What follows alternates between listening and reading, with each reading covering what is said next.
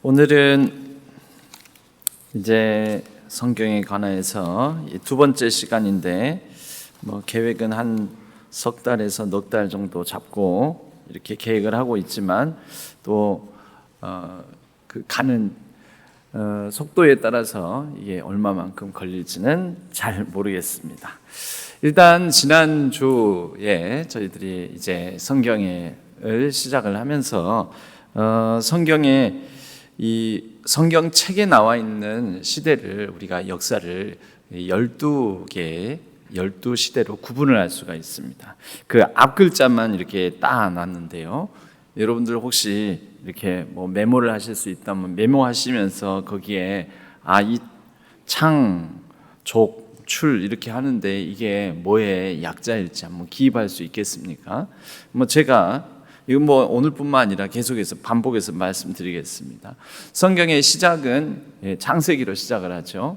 창조 시대입니다. 창조 시대. 그리고 나서 하나님께서 한 사람을 택하십니다. 아브라함. 그리고 그 아들 이삭, 야곱으로 이어지는 족장들의 시대.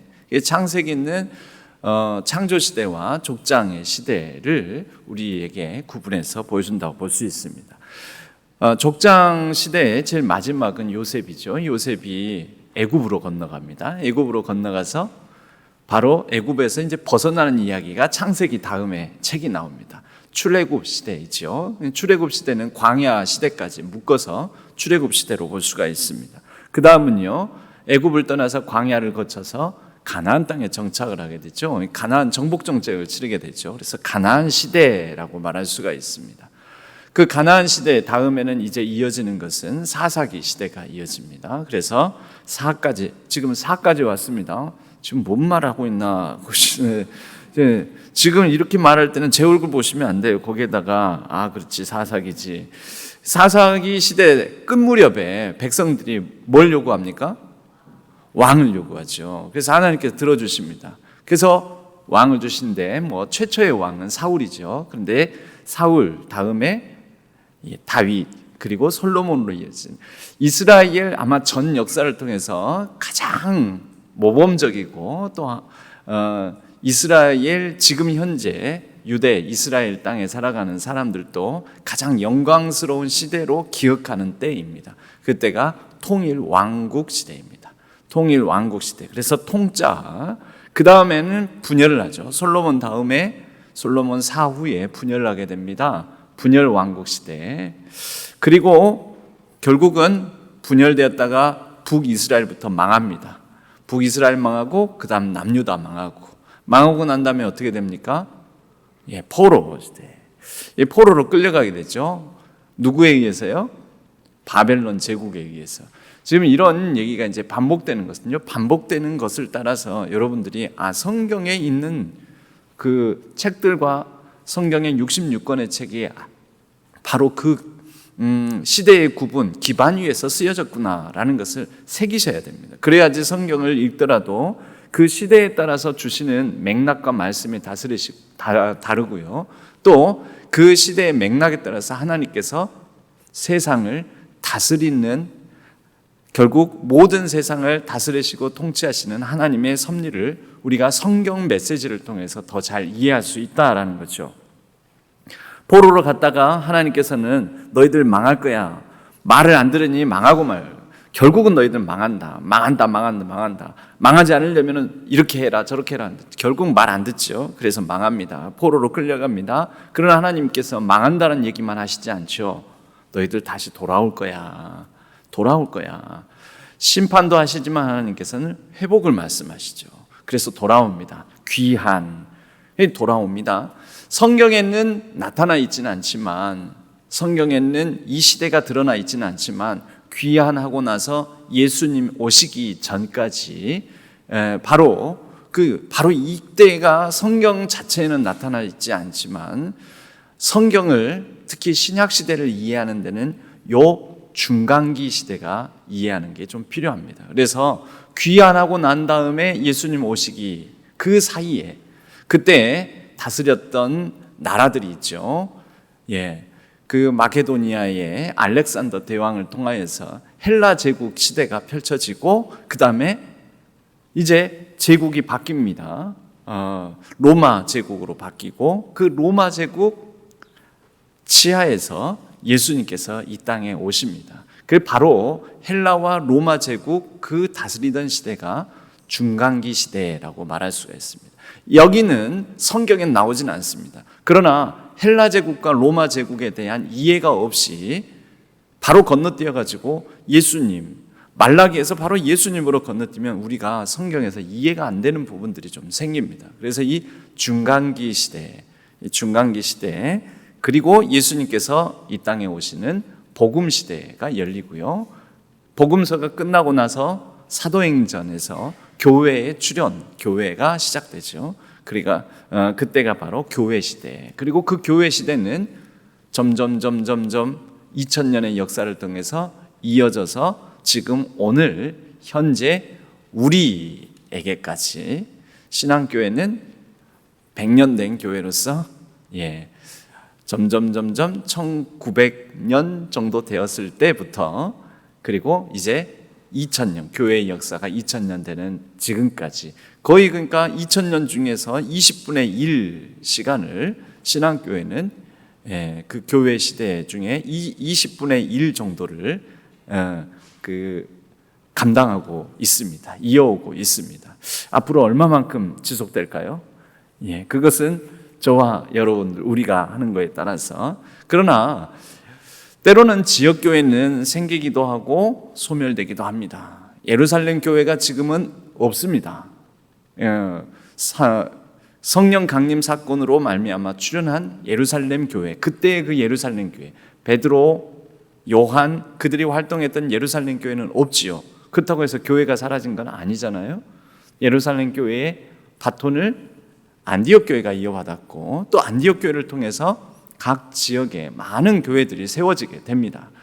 여러분 혹시 이 자리에 우리 신학교회가 100주년 이후에 110년, 120년, 150년, 200년까지 우리는 바라고 내다보지만 그러나 지역교회가 혹시 어떤 변화와 변동, 성장과 심지어 소멸을 하게 된다 할지라도 하나님의 교회, 공교회로서의 하나님의 교회는 우리 주님 다시 오시기까지, 다시 오시는 그날까지 공교회는 생성, 성장, 그리고 침체, 소멸 거쳐갈지 모르지만 그러나 주님의 교회는 예수 그리스도를 머리로 삼은 공교회는 주님이 다시 오시는 그날까지 영원할 거다, 이런 말씀입니다.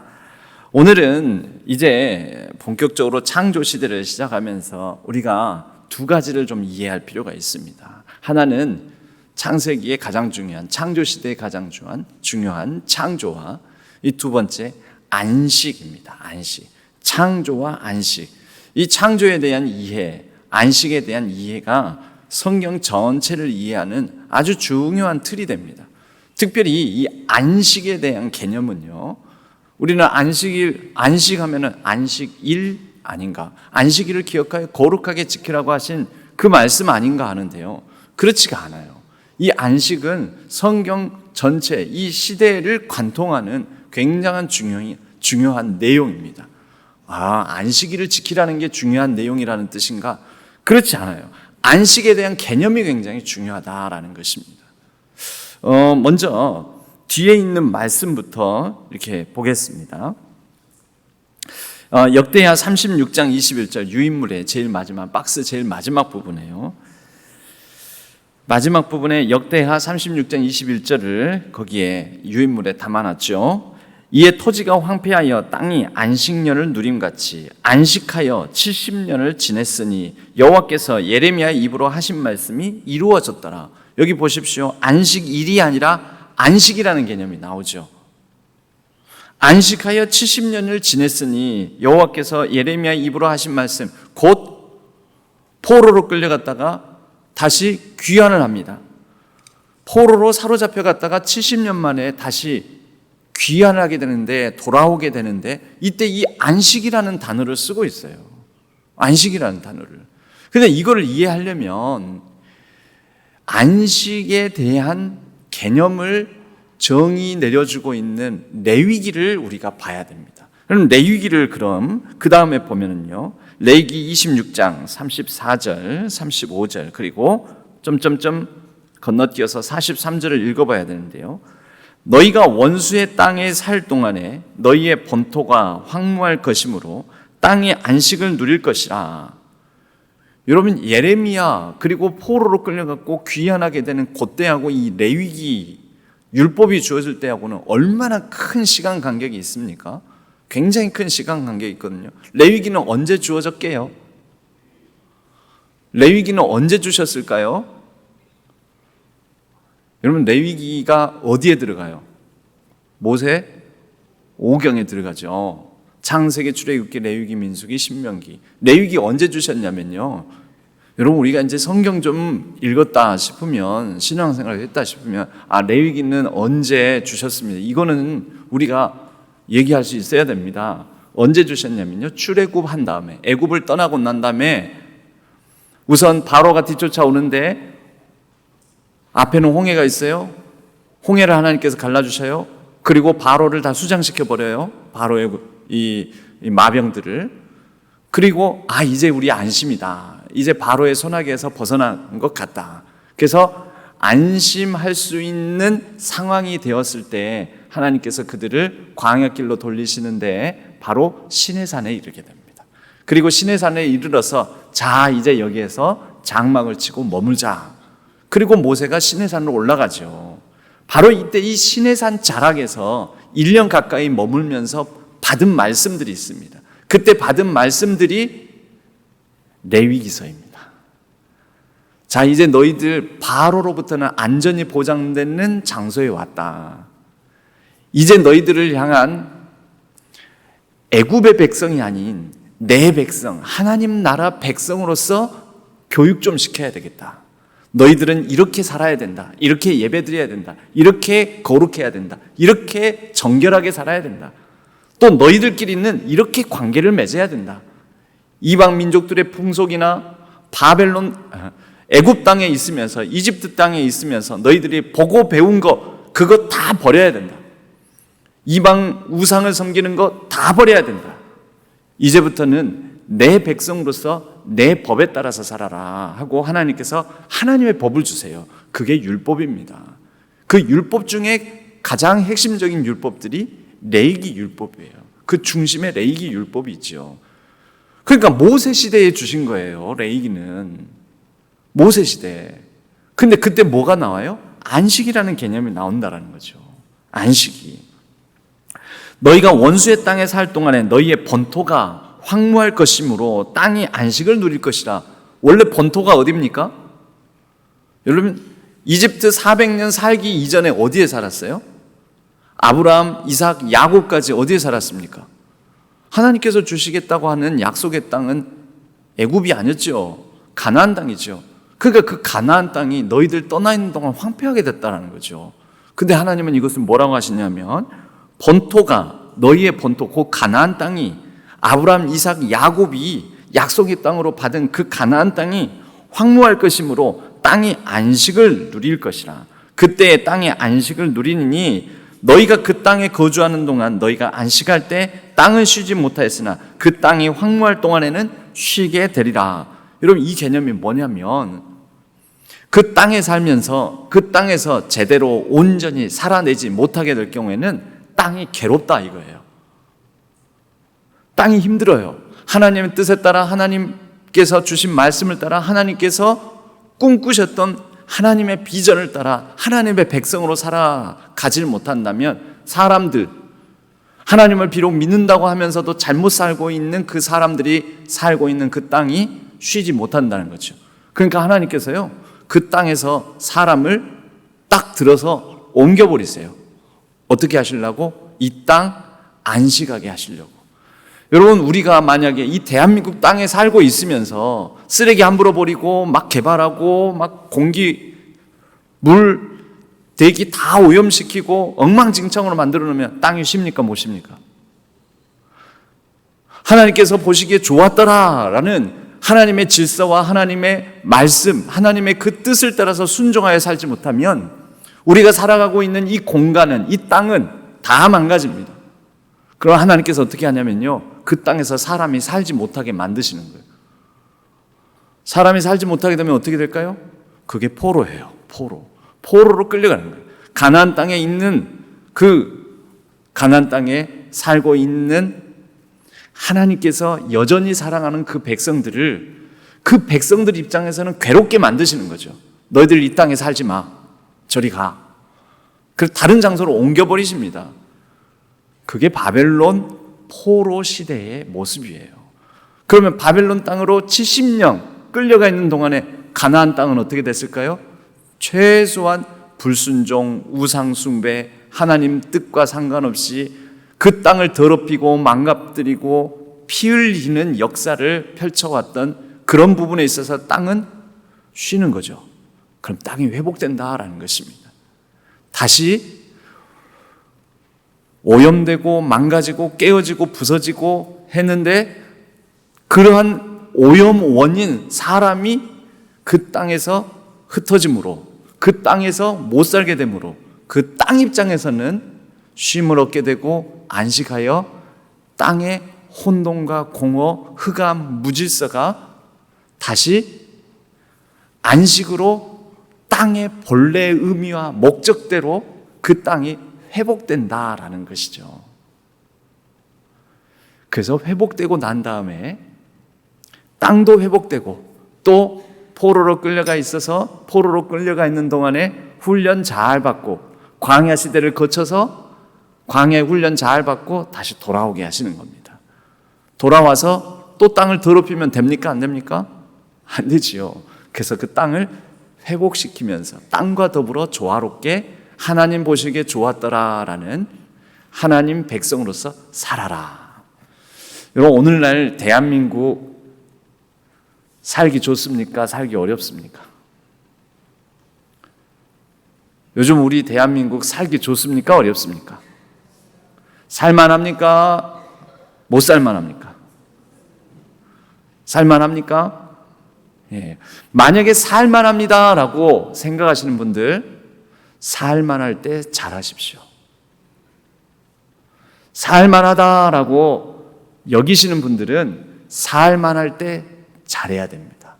살만하다라는 것은 이 땅에 계속 살고 싶다라는 거죠. 살고 싶은 땅, 살고 싶은 환경, 살고 싶은 이 나라가 더 오래오래 보존될 수 있도록 어떻게 해요? 하나님의 뜻에 맞게. 그것을 하나님은 정의와 공의라고 하십니다. 하나님 의에 맞게. 하나님의 의는 크게 성경에서는 두 가지 의를 말씀하시거든요. 정의와 공의. 하나님 의에 맞게 살아야 돼요. 못 살만합니다 라고 생각하시는 분들, 그러면 왜 못 살만하게 되었지? 여러분, 대한민국에서 못 살만하다, 나 살 수 없다 하면 어떻게 될까요? 대한민국 떠나고 싶겠죠. 그게 사실은 포로기예요. 포로로 망해서 그래. 사람들이 못 살겠다, 이 나라에서 살만하지 않다 하면 사람들 입버릇처럼 말합니다. 뭐라고 말하는지 아십니까? 확 망해버렸으면 좋겠다. 이 세상이 망해버렸으면 좋겠다. 이 망할 놈의 세상, 망할 놈의 나라, 도저히 못 살겠네. 우리가 말하잖아요. 그렇게. 여러분, 이게 어떻게 보면 성경적이에요. 성경에 그렇게 되어 있어요.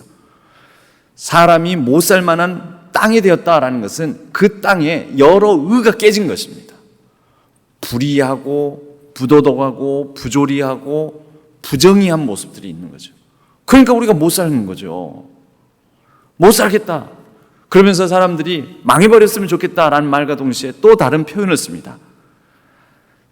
전쟁이나 나가지고 한번 세상이 확 뒤집어졌으면 좋겠다. 그렇게 얘기하잖아요. 한 번도 그런 생각 안 해보셨어요? 제 말이 뭔 말인지 모르시겠어요? 그런 얘기 하죠. 그게 바로 여러분, 이스라엘의 역사가 망하게 되었을 때 그런 절규하고 신음하는 사람의 목소리가 가득했다라고 예언자들이 얘기를 합니다. 예언자들이.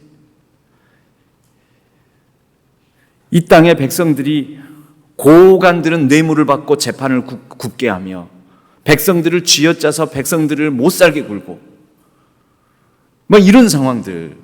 왕은 제대로 정치를 못하고 막 왕이 자기가 가진 힘을 가지고 백성을 잘 의롭게 통치해야 하는데 의롭게 통치를 하지 않고 바로 이런 꾸중들을 예언자들이 와서 한단 말이죠. 그러니까 이런 상황 하나님께서 보시기에 야, 이 땅에서는 너희들 더 이상 너희들이 가진 그 힘과 능력 가지고 그 지배할 수 있는 권력 가지고 너희들이 가진 그 이 땅에서 번영과 부를 가지고 살게 놔둬서는 안 되겠다. 그랬다가는 이 땅이 더 망가지고 깨어지고 산산조각 나고 이거 안 되겠다. 이 땅이 쉬도록 해야 되겠다. 여러분, 이 말씀인 거예요. 그게 레위기서부터 나오는 것입니다. 레위기서부터. 이스라엘 백성들이 이집트에 끌려와 있을 때, 이집트에서 이제 노예, 종 생활을 할 때 가나안 땅에는 누군가는 살았겠죠. 그게 400년 기간이라고 합니다. 그 400년 기간 동안 하나님께서 그 가나안 땅에 살고 있었던 7족속이 있어요. 7족속. 그 7족속들이 하나님은 이스라엘의 하나님뿐만 아니라 그 7족속의 하나님이시기도 합니다. 7족속들이 그래도 기다리셨어요. 조금 더 하나님 뜻에 합당하게 살 수 있기를. 그런데 그러지 않으시니까 그 7족속 입장에서는 이스라엘 히브리 민족을 이제 400년 만에 그 땅으로 돌아오게 하셔가지고 어떻게 합니까? 내쫓아 버립니다. 내몰아 버립니다. 그들 입장에서는 땅을 잃어버린 거죠. 그런데 그들 7족속이 가나안 땅을 차지하고 있을 때 땅에 안식하지 못했던 거죠. 이제 이스라엘 백성들이 이 땅에 왔으므로 어떻게 될까요? 그게 바로 여호수아에 나와요. 여호수아에서도 바로 이 안식이라는 단어를 씁니다. 여호수아서 21장 44절 한번 보십시오. 그 박스 안에 위쪽에 있습니다. 여호와께서 그들의 주위에 안식을 주셨으되 그 조상들에게 맹세하신 대로 하셨으므로 그들의 모든 원수들 중에 그들과 맞선 자가 하나도 없었으니 이는 여호와께서 그들의 모든 원수들을 그들의 손에 넘겨주셨음이니라. 가나안 정복 정쟁을 말하는 것입니다.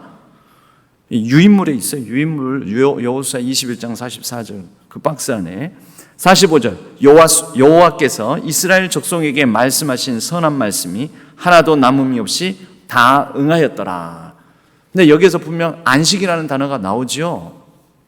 여러분, 이 안식이라는 개념이 우리가 단순하게 생각하는 안식일을 기억하여 거룩히 지키라라는 그런 안식의 개념보다 훨씬 더 깊고도 넓은 개념인 것입니다. 그것을 언제? 창세기에서 창조시에 하나님께서 말씀하신 것입니다. 이 안식의 개념을 이해하기 전에 먼저 창조부터 봐야 되겠죠. 그래서 다시 창세기로 갑니다.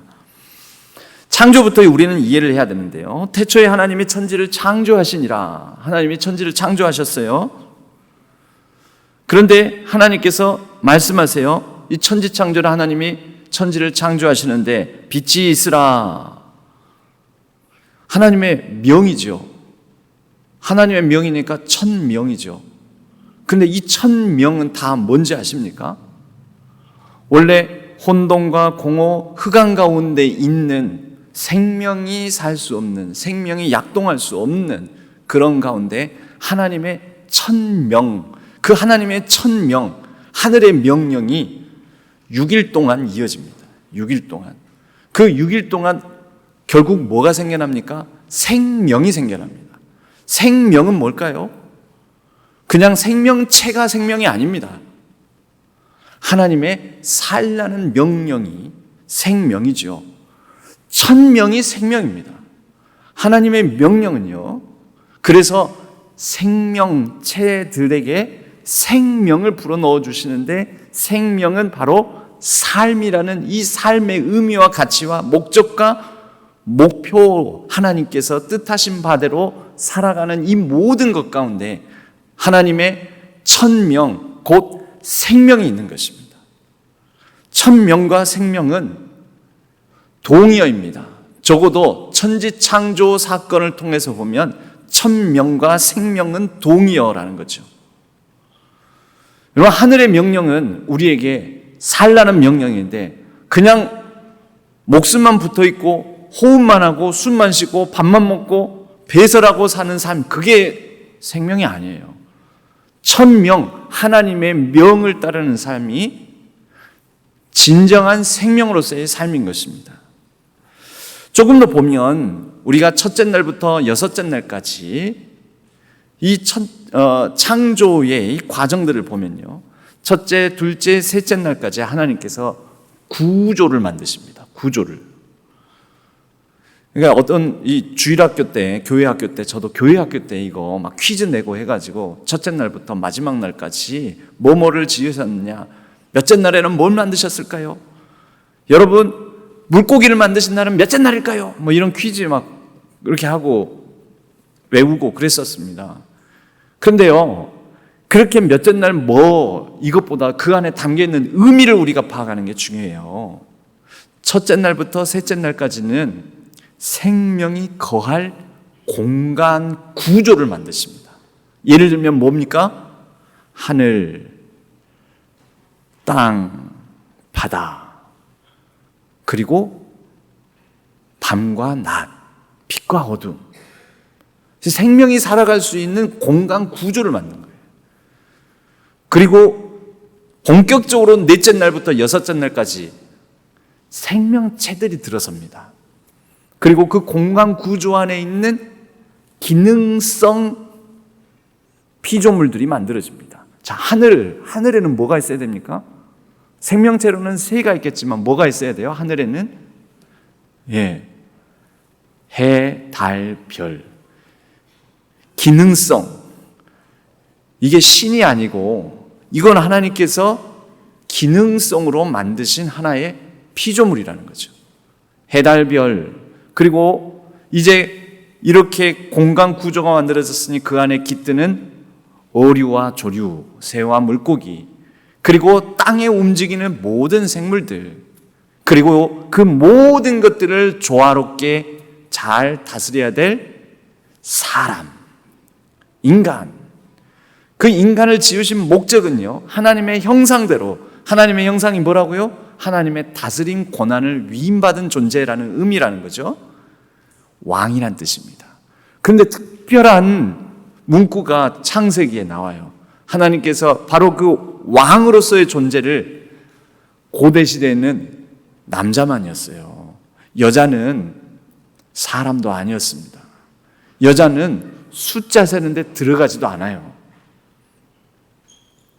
그런데 하나님은 창세기에 뭐라고 하시냐면 하나님의 형상대로 사람을 창조하시는데 남자와 여자도 왕이다라는 거예요. 어떤 왕? 다스릴 권한을 받은 왕. 해, 달, 별부터 하나님의 피조세계 만물을 다스릴 권한을 가진 왕. 왕적 존재라는 것입니다. 사실은 하나님께서 지으셨는데 바로 하나님의 형상이라는 것은 하나님의 형상이라는 그 신적 존재로서의 가치가, 신적 권한으로서의 가치가 남자, 여자 모두에게 주어졌다라는 혁명적 선언인 것입니다. 여러분, 그때 고대 세계에 이런 얘기를 들었을 때 얼마나 이게 획기적으로 들렸겠습니까? 얼마나 놀라운 소식이었겠습니까? 여자들 입장에서는 여러분, 이것 자체가 그때 복음입니다. 우리는 그냥 남자들이 시키는 대로 하고 남자들의 어떤 욕망의 대상물에 불과하고 그냥 애 낳는 존재에 불과하고 거의 노예 종이나 다름없는 존재에 불과하고 사람의 숫자에도 들어가지 못한 존재였는데 창세기는 뭐라고 말하냐면 너희들도 신적 권리를 위임받은, 부여받은 너희들은 남자와 똑같은 왕 같은 존재야. 여러분, 이게 얼마나 혁명적이었겠어요. 그런데 이런 얘기가 남자와 여자뿐만 아니라 또 누구요? 높은 자나 낮은 자. 그때 당시에 다스리는 자들이나 실제 지배계층이나 피지배계층 모두에게 이 말씀이 주어진 거예요. 얼마나 혁명적이었겠습니까? 그리고 당시 지배자들에게는 얼마나 듣기 싫은 얘기였겠습니까? 힘과 권력을 가진 사람들, 제국의 다스리는 자들의 입장에서는 이 얼마나 듣기 싫은 얘기였겠느냐는 거죠. 그때 모든 힘을 가지고 있었던 남자들의 입장에서는 얼마나 듣기 싫은 얘기였겠냐는 거죠. 여러분, 100년 전 우리나라에 이 창세기가 성경이 전해지고 바로 이 창세기가 읽혀졌을 때 100년 전 우리나라에서도 이 메시지가 엄연한 양반과 상민, 심지어 불가촉 천민이라 여겨지는 천민들이 존재하던 그때에, 남자와 여자의 차별이 엄연하던 그때에 성경의 창세기의 이 창조 사건만 보더라도 얼마나 혁명적이고 급진적으로 보였겠습니까? 근데 이게 세상을 변화시켰어요. 프랑스 대혁명, 모든 사람은 하늘이 부여한 동등한 천부적 인권을 가지고 있다라는 선언이 프랑스 대혁명, 바로 거기에 선언되어 있습니다. 프랑스 혁명 선언문에 있습니다. 그게. 근데 그때가 언제냐면 1789년입니다. 1789년. 그때 모든 인간은 하늘이 부여한 천부적 인권을 가지고 있다라는 선언이 그때 이루어져요.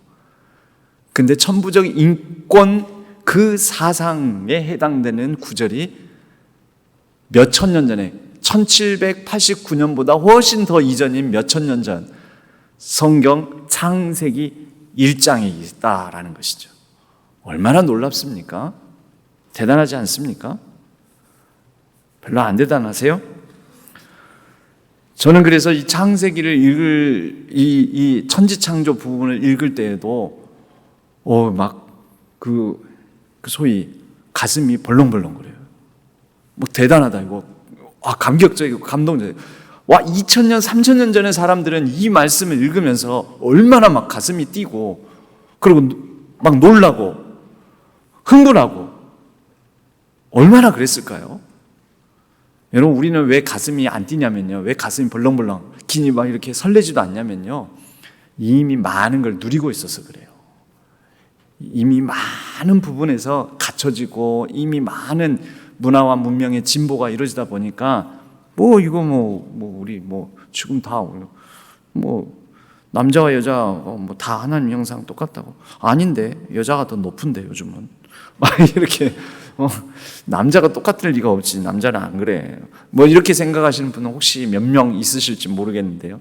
어찌됐든 우리가 너무 많이 이미 다 발전되고 누리다 보니까, 여러분, 그러면 이런 시대에 우리가 창세기의 이 창조 사건을 보면서 가져야 될 생각은 뭐냐면, 최소한 2000년에서 3000년 앞서갔던 성경의 이 뛰어난 시대를 앞서갔던 이 놀라운 정신을, 여러분, 그게 하나님의 진심과 본심입니다. 그 정신을 오늘날에 우리가 되새겨서 살아야 되는 거죠. 오늘날 이미 남자와 여자의 평등은 이미 갖춰진 것 아닙니까? 그러면 오늘날 우리가 아직 이루어지지 않은 바로 이 성경의 정신, 천지창조에 담겨져 있는 이 하나님의 마음, 하나님께서 세상을 바라보시는 하나님의 관점, 그것을 오늘날에는 어떻게 이룰까? 아직 이루어지지 않은 부분이 있다면 시대를 앞서서 우리가 어떻게 행할까라는 것을 생각하고 행해야지요. 그게 창세기를 읽는 오늘날 우리들의 올바른 자세입니다. 그리고 이 창세기를 이해하기 위해서는요, 그때 당시에 고대 세계를 좀 이해할 필요가 있습니다. 고대 세계 사람들의 이 창조의 사건을 이해하려면요, 이 슬라이드를 좀 몇 개 준비했는데 한 4번 부분부터, 4번 슬라이드부터 한번. 고대 세계의 이 창세기가 선포된 지역이 결국은 이집트 문명과 저쪽 양동그라미, 이집트 문명 지역과 메소포타미아 문명 지역 아니겠습니까? 그러면 그 당시 이 문명 지역에서 가지고 있었던 세계에 대한, 우주에 대한, 전 우주에 대한 생각을 우리는 살펴봐야 됩니다. 먼저 이집트의 이 우주관이 어떻게 나오냐면 이렇게 나옵니다. 이집트에는 이게 뭔 그림인가? 여러분, 먼저 크게 3명의 누워있는 사람, 받들고 서 있는 사람, 위에 이렇게 해가지고 엎져가지고 엎드려서 감싸고 있는 사람 보입니까? 이게 다 신이에요, 신. 이 이집트의 벽화에 있는 것입니다. 이집트에 담벼락에 적혀져 있어요. 그려져 있어요, 이게. 이게 옛날 우주 전체에 대한 지도예요, 지도. 조금 더 자세히 보면요, 이 받들고 얼마나 힘들겠어요, 받들고 서 있는 사람. 하늘을 이고 있어요. 이 하늘을 이고 있는 이 사람이 이 신이 공기의 신이에요. 공기, 대기의 신. 그리고 밑에 좀 넘겨보세요. 밑에요. 자빠져 있는 저 사람이 땅의 신이에요. 땅의 신. 그리고 위에 이렇게 엎드려가지고 덮고 있는 그 사람이 하늘의 신이에요. 그래서 이것을 채색해서 더 선명하게 이렇게. 그래서 하늘의 신 누트, 공기의 신 슈, 그리고 땅의 신 게브. 이게 3개의 주요 신이 있어요. 여러분, 이 신들은 인간의 삶에 중요하겠어요? 안 중요하겠어요? 중요하죠. 그런데 바로 이러한 신적 세계관, 세계를 바라볼 때, 우주를 바라볼 때 신적 세계관을 가지고 있었던, 신화적 세계관을 가지고 있었던 당시에, 여러분, 이집트 문명 영향을 그 아브라함, 이삭, 야곱이라고 안 받았겠습니까? 이스라엘, 히브리 민족 안 받았겠어요? 이집트에서 400년 살면서 이 영향 안 받았겠어요? 근데 이들에게 창세기가 선포되는 것입니다. 야, 하늘, 땅, 그리고 모든 것, 이거 신 아니야. 이거 피조물이야. 이거 섬기는 거 아니야. 이거를 지으신 분을 섬겨야지. 이 얘기를 하는 거예요. 이것도 혁명적인 얘기인 겁니다. 그때 당시에. 메소포타미아에, 그러면 이거는 이집트의 우주관이고요. 메소포타미아의 우주관은요, 그 다음 이렇게 생각했어요. 메소포타미아의 우주관은 일단 땅은 바다 위에 둥둥 떠 있다라고 생각했고요. 그 바다 아래에 또 지하 세계가 있는데, 그래서 그 지하 세계 밑에는 죽은 자들의 왕국, 여기가 이제 뭐 지옥이라고도 말하고, 성경에도 그 세계관에 반영된 표현이 나옵니다. 뭐라고 나오냐면 스올이라고 나옵니다. 스올. 죽은 자들의 세계가 바로 그 땅을 띄우고 있는 바다 아래 세계, 그 땅 밑에 세계에 있다. 그리고 땅 위에는 먼저 첫 번째 하늘이 있고요, 두 번째 중간 하늘이 있고요, 마지막 끝에 세 번째 하늘이 있다고 생각했습니다. 여러분, 이게 고대 세계, 여러분 고대를 언제쯤, 몇 년 전을 고대쯤으로 보십니까? 400년 전, 500년 전은 고대가 아니죠. 고대라고 말할 정도면 어느 정도냐면요, 우리나라로 따지자면은 단군 시대 정도 돼야 됩니다. 또는 고구려 백제 신라가 막 생기기 시작할 무렵, 그때가 400년에서 한 500년, 600년 정도거든요. 근데 고대 세계, 이런 세계관을 가지고 있던 방식이 3000년 전이에요. 바울은 몇 년 전 사람일까요, 여러분? 잘 모르시겠어요? 힌트 드리면, 예수님이 십자가에 달려 오셔서 십자가에 달려 죽으시고 난 다음에 바울이 주로 활동하는 데가, 예수님 십자가에 달려 죽으시고 부활 승천하시고 난 다음에 한 15년 후부터 한 25년, 30년 후까지 바울이 활동합니다. 서기 60년 안팎, 50년에서 60년 사이에 바울이 활발하게 활동합니다. 서기, 지금이 몇 년도죠? 2024년. 그럼 바울이 활동하던 시기는 약 몇 년 전이에요? 계산 안 되세요? 그냥 대충 50년이라 잡고 바울이 50년에 활동을 했어요. 지금 2024년이에요. 그럼 몇 년 전이에요? 1970년 이전이죠. 그러니까 2000년 전이죠. 2000년 전은 고대입니까? 언제입니까? 고대죠. 우리나라에는 삼국시대도 형성이 안 됐을 때예요. 그러니까 바울도 이러한 세계관을 가지고 있었을까요? 안 가지고 있었을까요? 영향 받았겠죠. 그래서 바울이 표현을 합니다. 이런 표현. 그 성경에 그 흔적이 있어요. 보세요. 슬라이드 보시면요. 이렇게. 여기 안 나오나? 넘겨버렸나 봐요. 여러분, 바울이 자신이 환상과 계시 가운데서 3층 천을 봤다고 나오죠. 세 번째 하늘. 세 번째 하늘이 어디예요? 아까 땅에 제일 가까운 하늘이 첫 번째 하늘이고요. 중간 하늘이 있고 그 너머에 세 번째 하늘. 자, 고대 시대 때 왜 그럼 바울이 3층 천을 갔다 왔다고 얘기하느냐? 그게 3층 천 얘기하니까 여러분, 천국은 1층 천국이 있고 2층 천국이 있고 3층 천국이 있어서 제일 순교하고 하나님 말씀 잘 듣는 사람은 저 제일 3층 천, 제일 높은 천국에 간다 이러는데 그거 아니에요, 여러분. 그래서 고대 시대 이 얘기를 하는 거예요. 자, 아까 다시 슬라이드를 보면요. 그때 당시에 메소포타미아의 하늘은 세 개의 하늘이 있는데 세 개의 하늘 중에서 거기에 존재하는 대상이 다릅니다. 먼저 제일 밑에 하늘에는 제일 위의 하늘부터 제일 위의 하늘은 신적 공간이라고 여겼어요. 메소포타미아. 그 다음에 두 번째 하늘, 중간 하늘은요, 그 신의 아들들급에 해당되는 하급 신들의 영역이라고 여겼습니다. 그리고 땅에 제일 가까운 여기에는 뭐가 있냐면 해, 달, 별들이 있다라고 여겼습니다. 그러니까 해, 달, 별이 있는 1층 하늘, 그 다음에 2층 하늘에는 신은 신인데 좀 낮은 신들, 그 다음에 3층 하늘에는 제일 높은 신들, 대빵신들, 그런 신들이 있다라고 여겼었습니다. 바울이 3층 절에 갔다 왔다는 것은 제일 높은 신, 바울도 이 세계관을 가지고 있는데 하늘에 계신 하나님을 뵙고 왔다라는 의미인 거죠. 제일 높으신 신이니까 2층에 안 있고 1층에 아니고 어디 계세요? 3층에 계신다라는 거죠. 그래서 3층 천이 나오는 것입니다. 이런 힌트를 우리는 성경에서 발견할 수가 있어요. 그 배경이 뭐다? 메소포타미아 신화, 이집트 신화에 담겨 있다라는 거죠.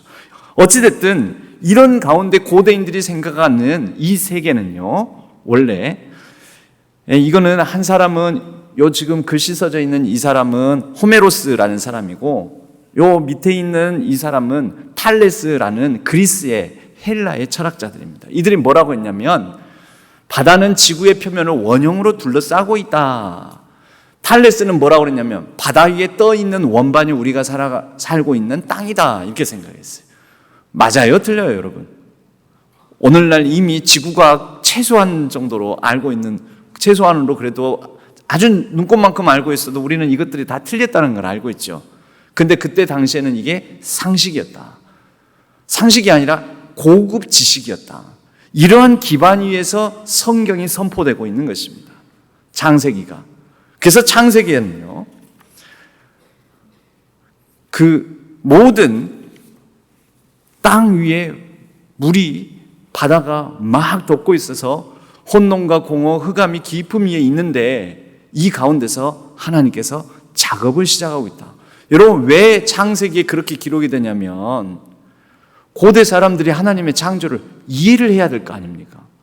이해를 하려면 그때 사람들이 가지고 있는 기본 지식에서부터 하나님이 시작하시는 거죠. 이게 하나님은요, 말씀을 우리에게 전해주실 때 못 알아듣는 말씀을 주시는 게 아니라 알아듣는 말씀을 주시는 거예요. 알아듣게끔 얘기를 하시는 거예요. 알아듣게끔 오신 말씀의 말씀 중에 말씀이 예수님이세요. 인간이 알아들을 수 있게끔 만질 수 있는 육체를 가지고 들을 수 있는 사람의 음성을 가지고 이 땅에 오신 분이 예수님이신 거예요. 근데 태초부터 사람들이 알고 있는 지식 수준에서부터 하나님의 뜻을 전하기 시작하시는 겁니다. 그래서 창세기가 이렇게 시작되었는데, 땅이 혼돈하고 공허하고 흑암이 깊음 위에 있는 가운데서 하나님은 수면 위에 운행하십니다. 무슨 뜻입니까? 고대의 세계관을 가지고 있는 그들에게 하나님께서 이 모든 것들을 품고 계신다라는 거예요. 품고 계신다. 그리고 그 가운데서 이제 나누세요. 땅과 바다를 나누세요. 그리고 땅과 바다를 나누어서 그 가운데서 하나님께서 이제 구조물들을 두시고 하늘, 바다, 땅, 낮과 밤 구조물들을 두시고 그리고 난 다음에 거기에 기거할 생명체들을 이제 두시기 시작하는 것입니다.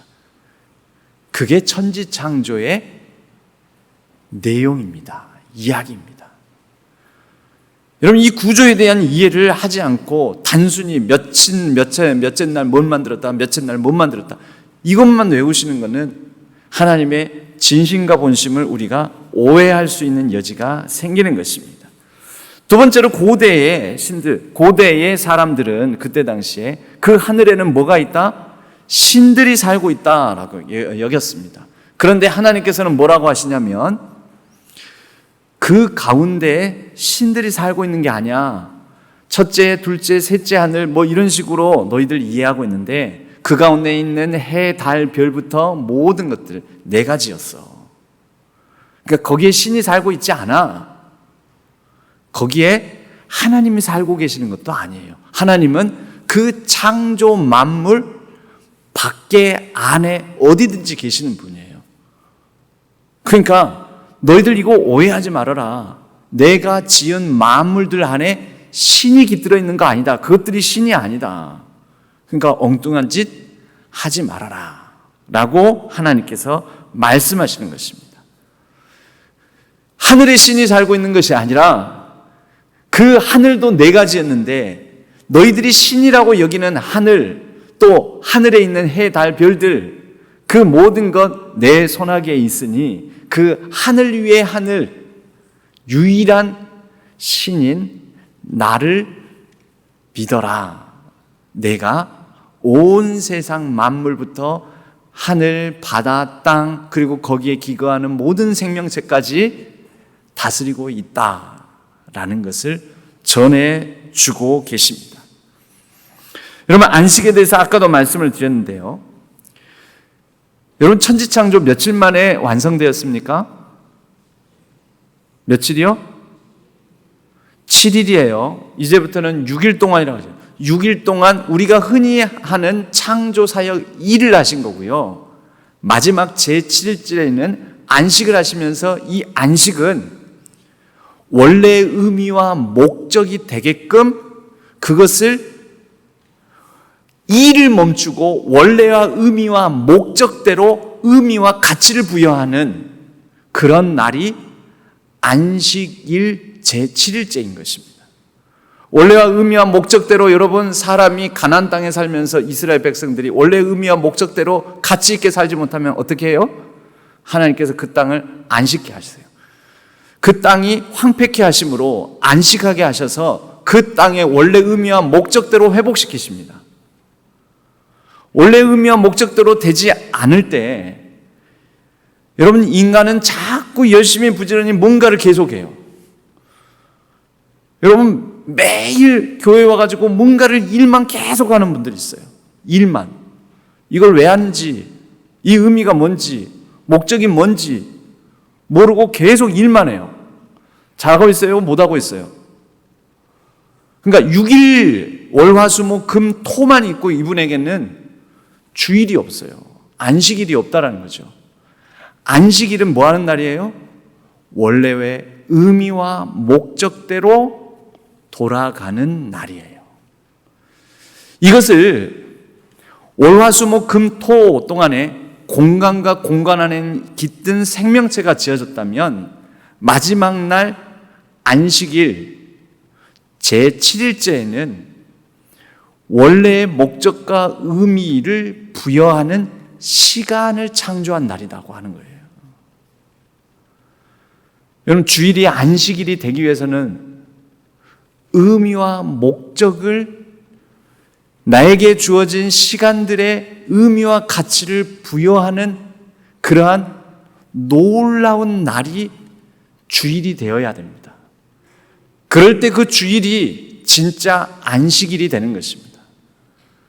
그런데 그 주일에 그것을 의미를 부여하지 못하면 내 존재의 목적을 바로잡는 시간으로서의 의미가 만약에 주일에 갖춰지지 않으면 그 주일은 그냥 일만 하는 예배 드리는 일, 예배 가운데 찬양하고 봉사하고 뭐 하는 일만 하는 날이 되는 것입니다.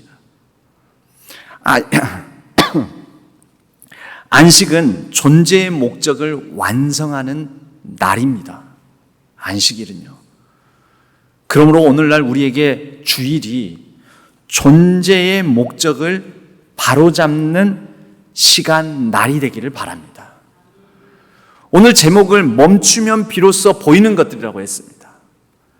제7일은 창조 사역, 창조 일을 멈춥니다. 근데 멈추면 뭐가 보입니까? 그날 첫째, 둘째, 셋째 날 왜 그거를 만드셨는지, 넷째, 다섯, 여섯째 날 왜 그거를 지으셨는지 안식하며 의미와 가치를 생각해 보는 것입니다. 의미와 가치대로 바로 세우는 것입니다. 창조의 일은 하진 않아요. 하나님께서 창조 사역을 하시지는 않았어요. 하지만 그날 뭐 하시는 거예요? 그 각각의 것들에 대한 의미와 가치를 부여하는 시간으로서 제7일을 보내시는 것입니다. 그리고 사람들에게 말씀하십니다. 복을 주시면서 이날이 왜 복된지 아니? 왜 이날 복을 준지 아니? 왜 이날 거룩한지 아니? 존재의 의미와 목적이 바로 서는 날이거든. 너희들의 존재의 본질이 어디에 있는지 멈추면 비로소 보인단다. 가정일, 직장일, 생업, 학업 모든 것에 몰두하고 그것에 집중하고 있을 때 보이지 않았던 내 존재의 의미와 가치가 안식하는 그날, 안식일이라고 하는 그날, 이 모든 것들이 천명으로부터 왔고 그래서 내 생명의 의미와 가치가 여기에 있는 것이구나. 의미가 부여된다라는 것이죠. 여러분, 그래서 오늘날 우리에게 안식일을 주일로 지키지 않습니까? 주일, 그날에 나의 존재의 뿌리, 나의 존재의 근원, 내게 주신 이 생명의 의미와 가치, 내가 하는 모든 일들, 그것에 하나님이 주신 천명이 무엇인지, 소명이 무엇인지, 사명이 무엇인지, 그래서 나란 생명의 의미와 가치가 무엇인지 바로 주일, 안식일, 복되게 하신 그날 거룩하게 지킴으로 그것을 다시 회복해 나가는 우리 신안의 모든 성도님들 되시기를 바랍니다. 여러분, 그렇게 될 때 보시기에 좋았더라라는 하나님의 다스리시는 역사, 그 놀라운 온전한 혼돈과 공허와 흑암 속에서 질서와 조화, 평화를 이루셨던 그 하나님의 놀라운 복을 우리의 모든 시간, 인생의 모든 시간 가운데서 누리는, 풍성하게 누리는 저와 여러분 우리 모두가 될 줄로 믿습니다. 창세기의 1장부터 11장 그 천지창조 이후에는요, 인간들이 안 멈춰요. 안 멈춰서 11장까지 계속 망가지는 거예요. 계속 깨어지는 거예요. 멈추면 보이는데, 멈추면 하나님께서 왜 이렇게 하시라고 하시는지 의미를 부여할 수 있을 텐데 안 멈춰요. 그래서 가인은, 아담과 하와는 선악을 알게 하는 나무의 열매를 먹고, 가인은 에덴 동산 밖에서 그 첫 번째 아들 가인은 자기 동생을 죽이고, 그리고 죄가 점점 더 늘어나서 멈추지를 않아요. 멈추지 않는 인간들의 죄악과 혼돈, 파괴의 역사들이 나타납니다. 그래서 하나님께서 물 가운데에서 땅을 끄집어내셔서 생명이 살도록 하셨던 것을 반대로 뒤집어 버리십니다. 홍수 심판이 일어나고, 그래서 물로 다시 덮어버리시잖아요. 덮여져 있던 물 가운데서 땅을 끄집어내신 게 창조 사건이라면 이제 그 땅을 다시 덮어버리십니다. 물로. 그렇지만 하나님은 무지개 언약을 주시고 다시 그 혼돈으로부터 새로운 의미와 가치를 부여하십니다. 노아의 가족, 그러나 또 끊임없는 멈춤이 없는 인간의 역사, 바벨탑 사건, 다시 또 하나님은 그 가운데 아브라함을 부르셔서 하나님의 창조의 사건을 이어가고 계시는 겁니다. 그 창조주 하나님은 오늘 지금 우리 대한민국의 혼돈과 공허, 흑암 속에서, 저와 여러분의 인생의 혼돈과 공허, 흑암 속에서 다시 새롭게 창조의 역사를 일으키시고 계속해서 우리를 다스리고 계시는 분이신 줄로 믿습니다. 그 하나님을 믿고 이러한 성경의 역사를 이해해가며 앞으로 더 깊이 우리 하나님의 놀라운 복음들을 들을 수 있는 우리 신안의 모든 성도님들 되시기를 바랍니다.